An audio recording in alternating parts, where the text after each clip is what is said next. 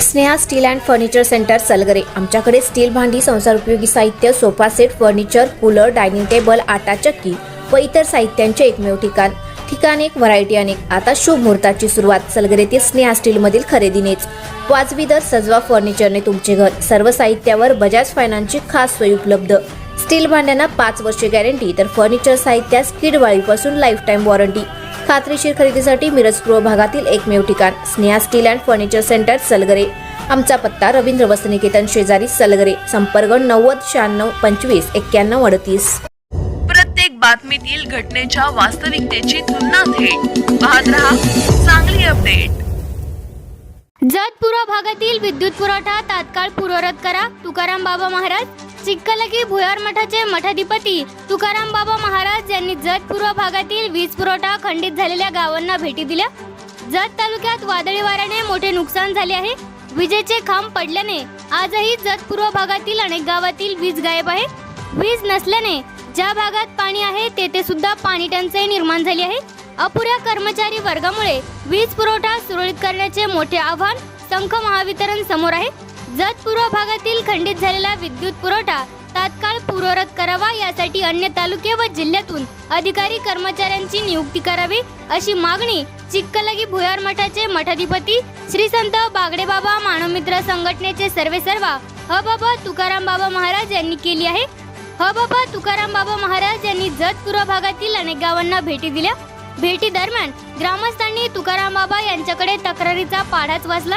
8 दिवस झाले लाईट गायब आहे, हाल सुरू आहेत, कोणीच लक्ष देण्यास तयार नसल्याचे सांगितले। ग्रामस्थांच्या या तक्रारी घेत बाबा तुकाराम बाबा महाराज यांनी संख महावितरण कार्यालय गाठले, अधिकाऱ्यांशी चर्चा केली। यावेळी अधिकाऱ्यांनी जतपुरा भागात 200हून अधिक पोल वादळी वाऱ्याने कोलमडून पडले आहेत। प्रथम मेन लाईनचे पोल उभा केले जात आहे, ते होतच अन्य पोल उभे केले जातील। कर्मचाऱ्यांची अपुरी संख्या असल्याने वेळ लागत असल्याचे अधिकाऱ्यांनी सांगितले। अशी परिस्थिती असली तरी लवकरात लवकर पोल उभारून वीज पुरवठा सुरळीत करू, अशी ग्वाही अधिकाऱ्यांनी बाबा तुकाराम बाबा महाराज यांना दिली। यावेळी बिरू कुळाळ, सदाशिव थोरात, बाळू थोरात, मल्हारी थोरात, नामदेव कुळाळ, भगवंत राठोड, मल्लू राठोड, रामचंद्र राठोड, सदाशिव राठोड, ऋषी दोरकर, पिंटू मोरे, महांते स्वामी यांच्यासह ग्रामस्थ उपस्थित होते।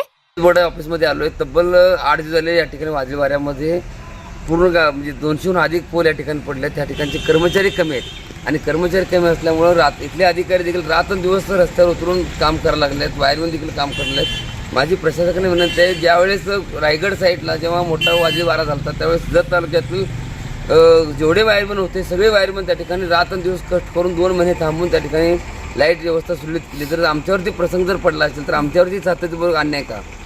आम्ही कुठं काय पाकिस्तानमध्ये राहतोय का? जर इथली वीज बोर्डातले अधिकारी जर काम करत असतील तर कमी प्रमाणामध्ये, एकदम दुष्काळी भाग आहे, लाईटचं प्रमाण बघितलं तर त्या अनुषंगाने इथले कर्मचारी कमी आहेत, कॉन्ट्रॅक्टर कमी आहेत। त्या ठिकाणी माझी विनंती आहे की इथले जे आमचे अधिकारी काम करतात त्याच अधिकाऱ्याबरोबर तालुक्यामधून असेल किंवा जिल्ह्यामधून असेल, माझी वीज बोर्डातल्या अधिकाऱ्यांना विनंती आहे की वरिष्ठ अधिकाऱ्यांना, संघमधल्या नाही तर वरिष्ठ अधिकाऱ्यांना विनंती आहे की ताबडतोब एक्स्ट्रा ह्या ठिकाणी माणसं पाठवून देऊन 200हून अधिक पोल, हे सगळ्या मंडळींचे अनेक ठिकाणी पोल पडलेत। पाणी देखील नाही, एकाच्या घरामध्ये 4-4 5-5 जनावर आहेत। माणसाला पाणी पिणं बाटलीत माणूस पाणी पिऊ शकतो, पण जनावराला